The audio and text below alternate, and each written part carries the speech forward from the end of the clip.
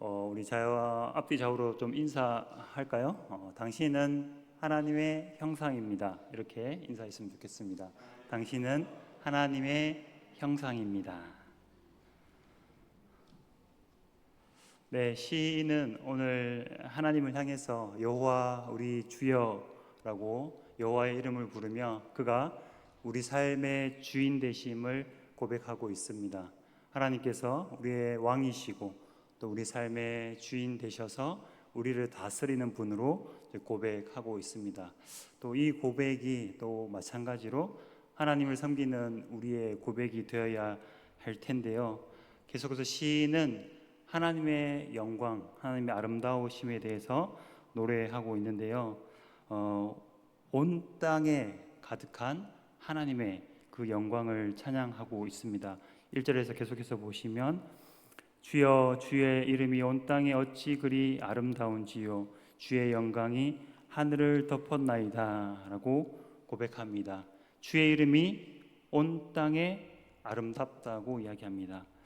히브리인들에게 있어서 이름은 곧 그의 존재라고 할 수 있습니다. 시편 148편 13절 말씀을 좀 보여주시면 하나님을 향해서 이렇게 시인이 또 찬양하고 있습니다. 여호와의 이름을 찬양할지어다. 그의 이름이 홀로 높으시며 그의 영광이 땅과 하늘 위에 뛰어나심이로다 라고 이야기하고 있습니다. 여호와 하나님의 이름을 찬양하고 있는데요, 그의 이름을 찬양한다는 것은 그의 이름이 곧 하나님 그분의 어떤 성품과 그분의 존재를 나타내고 있기 때문에 그 이름을 특별히 찬양하고 있다고 합니다. 또 그의 이름이 홀로 높아지기를 시인이 노래하고 있는 것이죠. 그래서 하나님의 존재가, 그분의 성품이, 하나님 그 자신이 온 땅에서 아름답다고 이야기를 하고 있습니다. 여기서 아름답다는 것은 보기에 외모가 아름답다 그런 의미는 아니고요. 우리 눈에 보이지 않는 하나님이 매우 크다, 또 존귀하다, 장엄하다 이런 뜻을 가지고 있습니다. 그러므로 온 땅에서 하나님의 존재가 매우 크고 존귀하고 장엄하다는 것을 시인이 느끼고 있는 것입니다. 그리고 1절 하반절에서는 주의 영광이 하늘을 덮었나이다 라고 이야기를 하고 있는데, 보통 저희가 구약 성경에서 하나님의 영광을 표현할 때는 카보드라는 단어를 사용합니다. 그래서 하나님의 하나님 되심이 드러날 때 하나님의 영광이 나타났다 이런 표현을 하는데요, 어떤 하나님의 능력과 그의 행사와 그의 어떤 권세가 드러났을 때 하나님의 하나님 되심이 드러났고 하나님의 영광이 나타났다라고 저희가 구약 성경에서 표현하는데, 사실 여기에서 사용된 영광은 그 카보드에 해당하는 단어는 아닙니다. 1절에서 사용된 이 영광은 호드라는 단어를 사용해서 훌륭함, 현저함, 탁월함 이런 의미를 가진 단어입니다. 그래서 하나님의 어떤 훌륭하심이, 현저하심이, 그리고 그분의 탁월하심이 온 하늘에 드리워져 있다는 것을 시인이 노래하고 있는 것입니다. 하늘을 덮었다는 것은 하늘에 두셨다, 또 하늘에 만드셨다, 하늘에 전시하셨다 이런 의미로 이해할 수 있는데요, 시인이 하늘을 보았을 때 하나님의 그 현저하심이, 하나님의 탁월하심이 하늘 가득히 드리워져 있는 것을 시인이 노래하고 있는 것입니다. 오늘 1절의 이 두 표현, 하나님의 여호와의 이름이 온 땅에 아름답고 또 주의 영광이 하늘을 덮었다는 이 표현이 사실은 히브리 시에서 대꾸를 통해서 주제를 강조하는, 그러니까 조금 다른 단어를 사용해서 같은 주제를 좀 강조하는 그런 표현입니다. 그러니까 하늘에는 아름다움이 가득하고 땅에는 영광이 가득하고 이런 의미가 아니라 하늘과 땅에 하나님의 그 영광과 탁월하심과 그 위대하심이 가득하다는 것을 시인이 시의 말로 표현하고 있는 것입니다. 이름은 하늘에, 온 땅과 하늘에서 하나님의 그 크고 존귀한, 또 현저하고 탁월한 그의 존재와 영향력이 시인을 압도하고 있는 것이죠. 저는 이것을 하나님의 살아계신 그 숨결이 시인을 압도하고 있다고 표현하고 있습니다. 표현하고 싶습니다.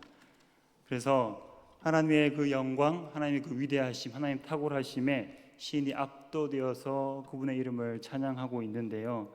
시인은 무엇을 통해서 이렇게 하나님의 위대하심을, 그분의 어떤 위대하신 존재와 숨결을 느끼고 있는 것일까요?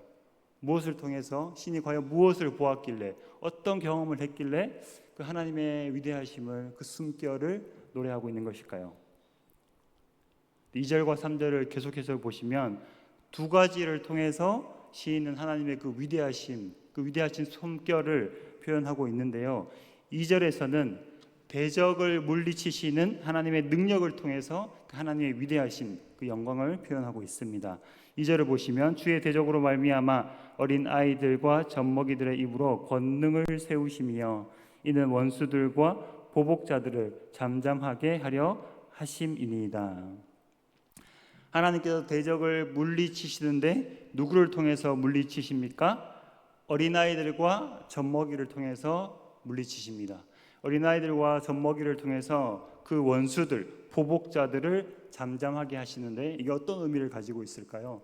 어린아이들이 어떤 힘과 능력으로 그들을 물리치고 있을까요? 여기서 사용되는 어린아이는 사실은 가장 보잘것없고 힘없고 연약한 존재를 의미합니다.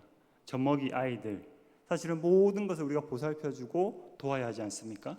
그렇게 철저하게 능력 없고 또 힘이 없고 누군가를 의지할 수밖에 없는 그런 존재를 통해서 하나님께서 원수와 대적들을 물리치신다고 말씀하고 있는 것이죠. 그러므로 사람의 어떠함으로 원수와 대적을 물리치는 것이 아니라 철저히 하나님의 그 크신 능력으로 말미암아서 원수와 대적을 물리치는 것입니다. 정말 보잘것없고 하찮은 그 존재를 통해서 넉넉히 대적들을 물리치시는 그 하나님에 대해서 시인이 감탄하고 있는 것이죠.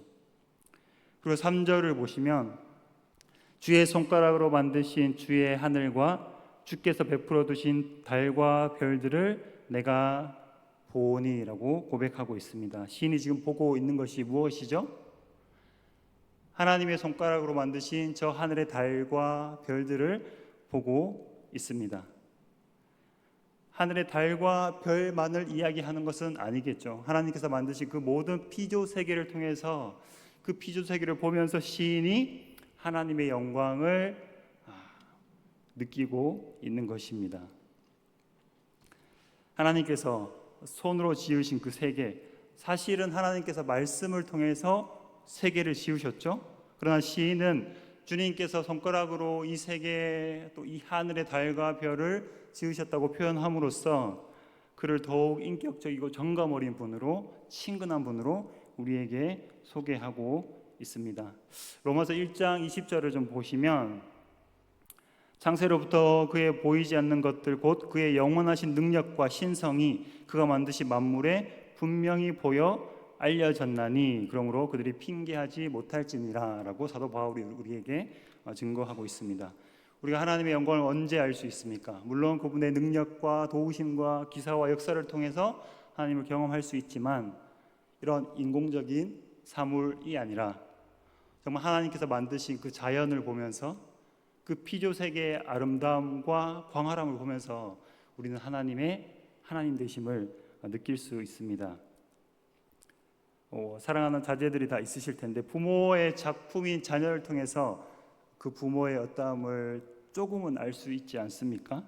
마찬가지로 오늘날과 같은 이게 인공적인 조형물이 아니라 하나님께서 친히 지으신 원래 이 피조 세계를 통해서 우리는 하나님의 그 위대하신 숨결을 느낄 수 있습니다. 여행해 보셨죠? 여행 많이 해보셨죠? 제가 가장 하나님의 어떤 그런 여기서 표현하고 있는 그런 영광에 이제 압도되었던 경험이 여행을 많이 해보진 않았지만 제가 이제 신혼여행을 갔을 때 좀 섬으로 가게 되었습니다. 그래서 그 섬으로 이제 가기 위해서는 비행장에 내려서 배를 타고 한 3, 40분 동안 이제 들어갔어야 했는데 감사하게도 마침 밤에 도착을 했고, 정말 밤에 해안가에서 출발해서 섬으로 들어가는 그 배 안에서 하늘을 바라보면서 그 하나님의 영광을 제가 경험했던 적이 있습니다. 아무것도 보이지 않는 하늘에, 깜깜한 그 하늘에 반짝반짝 있는 그 수없이 많은 별들을 보면서, 우와, 이게 정말 하나님께서 지으신 세계이구나 라는 것을 제가 그런 별들을 보면서 가슴이 벅차고 압도당하는 그런 경험이 있는데요. 그렇습니다. 시인은 하나님의 이 피조 세계를 통해서 그 하나님의 영광과 그 위대하심과 찬란하심과 그의 탁월하심을 노래하고 있습니다. 근데 재미있는 표현을 보시면 8장 3절 끝부분에 보시면 하나님이 만드신 이 피조 세계를 시인이 보고 있다라고 이제 표현을 하고 있는데, 보고 있다는 이 단어가 가지는 의미가 본다라는 뜻도 있지만 생각하다 또 이해하다라는 뜻을 가지고 있습니다. 이 봄으로써 생각하고 봄으로써 깨닫게 되는 것이죠. 그래서 시인은 하나님의 영광이 가득한 이 피조 세계를 보면서 사색하고 한 가지 특별한 사실을 좀 깨닫게 되었는데요. 그것이 4절입니다. 시인이 자연에 드러난 하나님의 풍성하신 그 숨결을 보면서 4절의 말씀을 깨닫게 되었는데요. 4절을 보시면 사람이 무엇이기에 주께서 그를 생각하시며 인자가 무엇이기에 주께서 그를 돌보시나이까 라고 시인이 고백하고 있습니다. 사람이 무엇이기에 주께서 그를 생각하시고 인자가 무엇이기에 주께서 그를 돌보시나이까. 기억하다는 것은 기억하다, 또 기념하다, 마음에 두다라는 의미를 가지고 있는데요. 누군가를 기억하고 마음에 두고 있습니다. 마치 사랑에 빠진 연인들처럼 항상 생각하는 거죠. 또 항상 기억합니다. 내가 맛있는 것을 맛있는 것을 먹고 좋은 옷을 입고 좋은 것을 볼 때 우리는 우리 마음속에 있는 그를 기억하지 않습니까? 이것처럼 하나님께서 그 사람을 향해서, 특별히 그 위대하시고 탁월하시고 장엄하신 그 하나님께서 사람을 향해서 늘 기억하시고 그들을 마음에 두시고 그들을 보신다고 말하고 있습니다. 기억하고 마음에 두고 있다고 말하고 있습니다. 그리고 하반절에 보시면 그를 돌보신다고 표현하고 있는데, 이 돌보시다는 의미도 마찬가지로 방문하다, 보다, 약속하다 이런 의미를 가지고 있는데요. 와서 들여다보시고 챙기시는 거죠. 방문하다, 보다, 약속하다. 와서 들여다보고 챙기시는 거예요.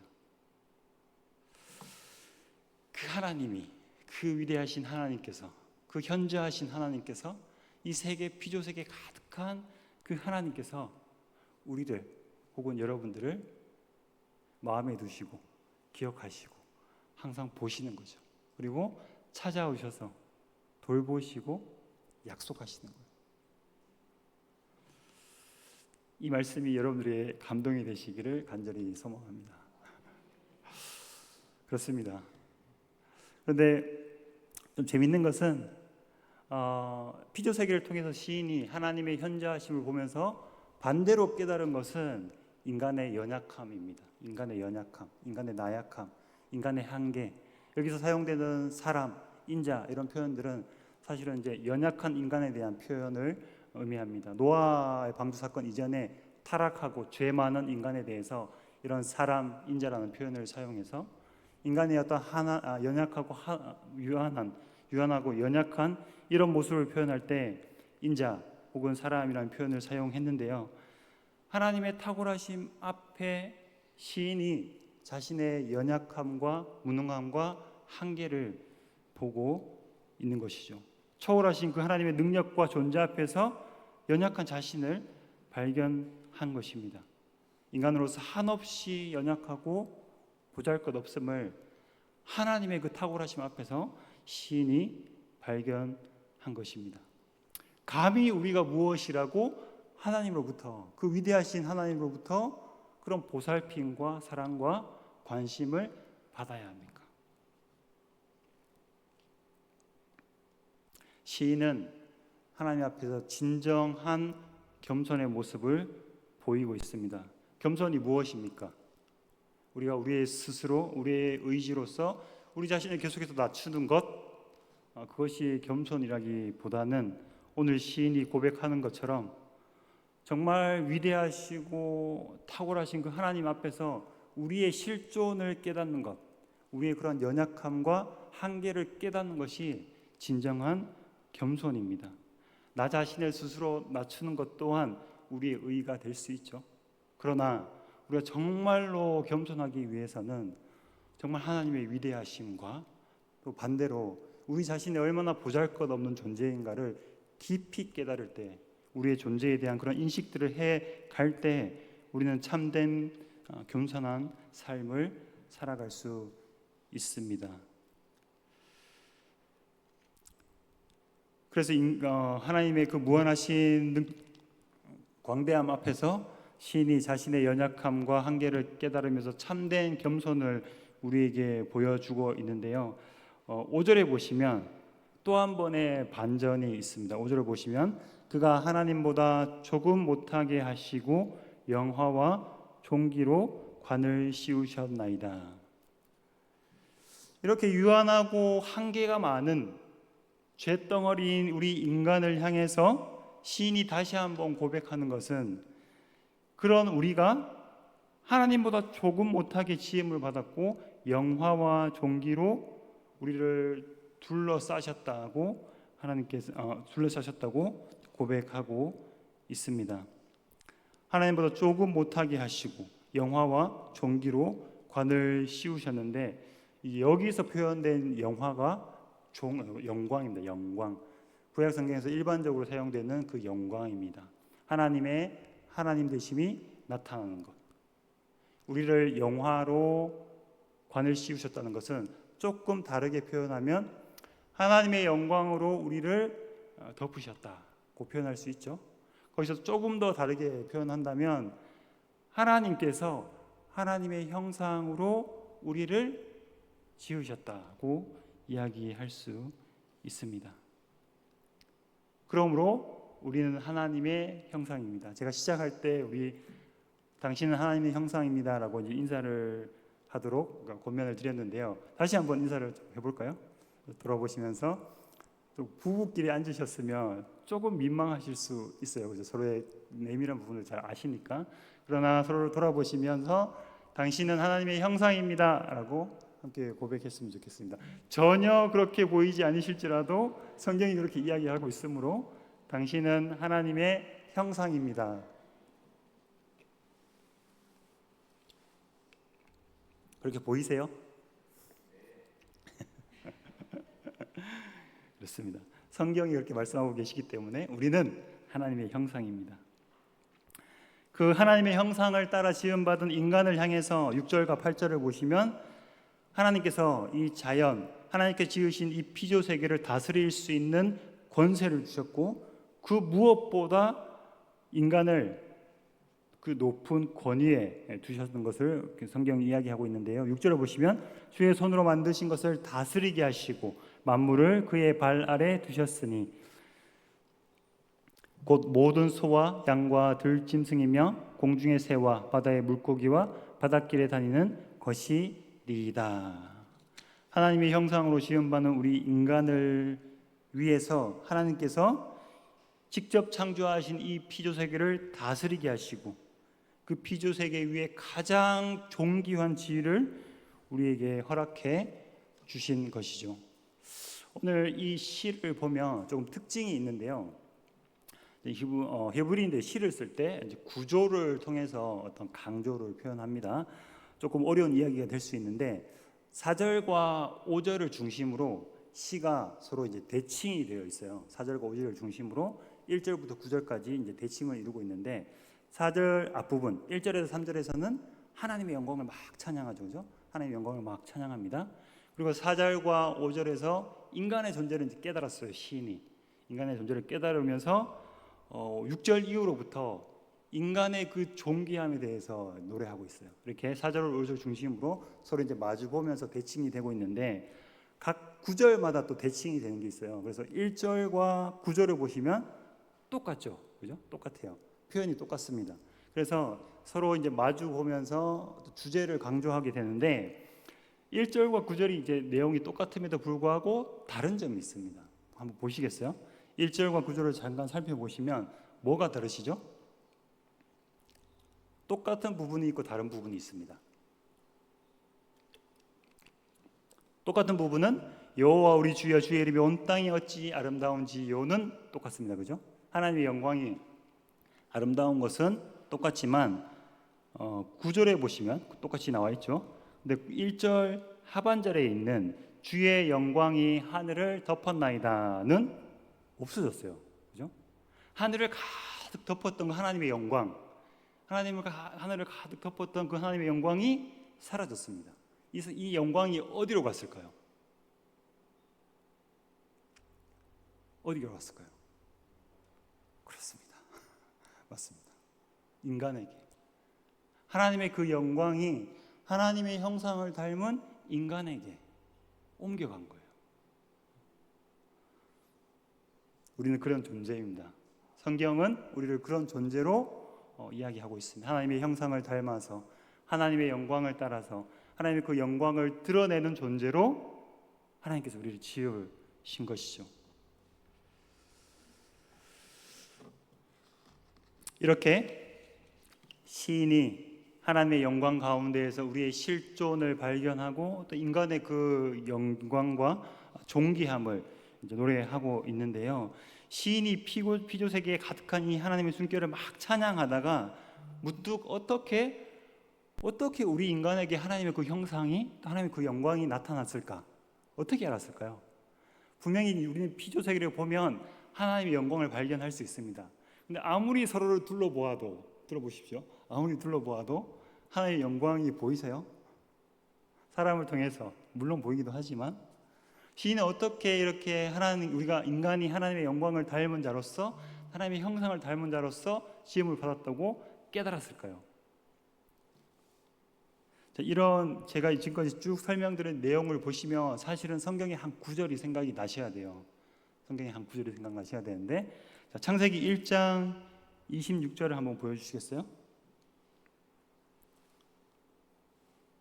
창세기 1장 26절을 보시면 하나님이 이르시되 우리의 형상을 따라 우리의 모양대로 우리가 사람을 만들고 그들로 바다의 물고기와 하늘의 새와 가축과 온 땅에 기든 것을 다스리게 하자 하시고 저 구절이 오늘 이 시에 가득히 녹아 있는 거죠.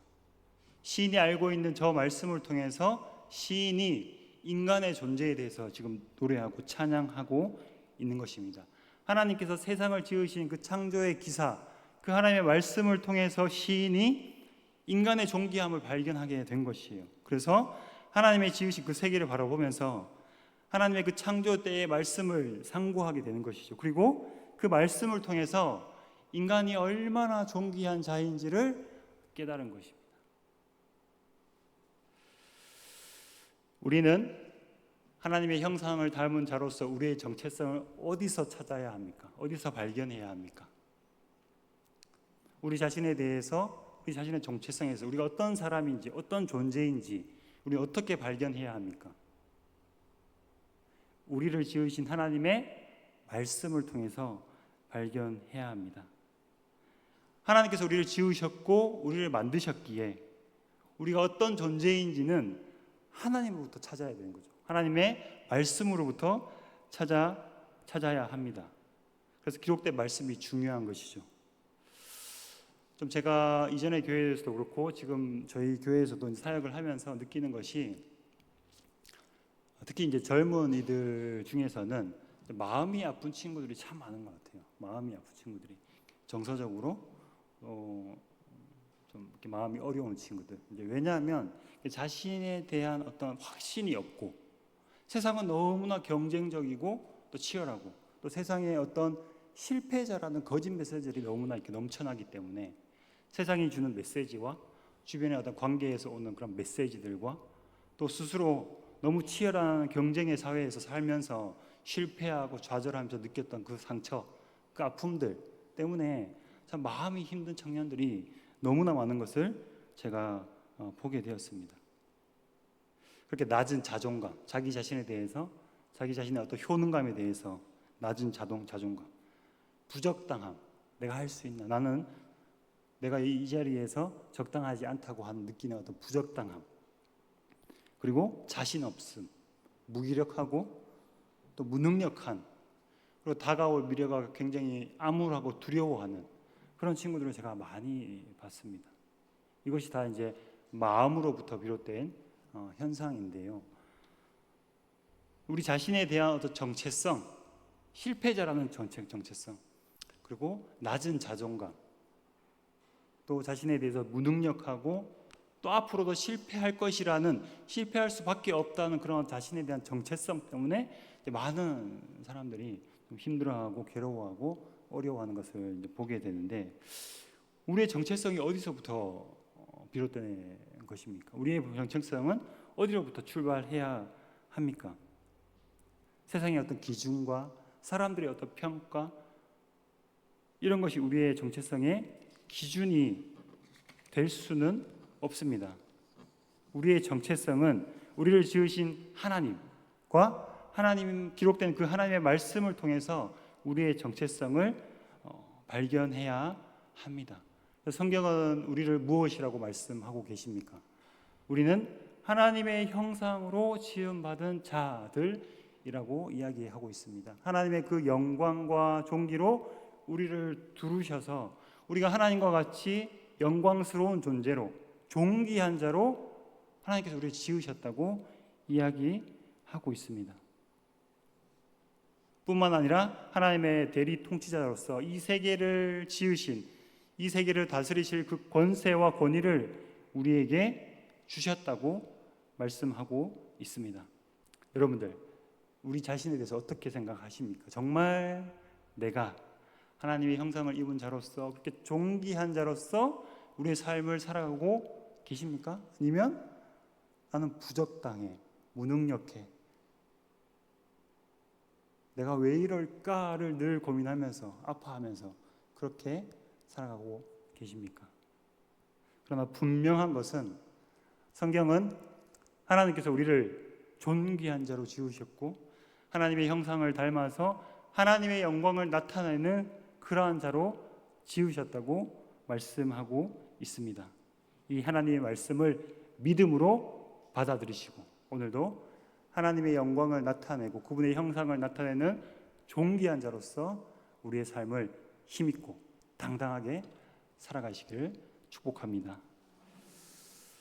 사랑이 많으신 주님, 감사합니다. 주님, 우리를 하나님의 존귀한 자로 세워주시고 하나님의 형상을 따라서 하나님의 영광과 능력으로 세상을 다스릴 그러한 자로서 우리를 불러주시고 세워주심을 감사드립니다. 주님, 우리 자신이 나를 어떻게 생각하든, 세상이 우리를 향해서 어떤 메시지를 주든 그 무엇보다 하나님의 말씀을 붙들고 하나님의 형상을 따라 지음받은 자로서 당당하게 우리에게 허락된 이 삶을 살아갈 수 있도록 주님 은혜를 베풀어 주시옵소서. 감사를 드리며 예수님의 이름으로 기도드립니다.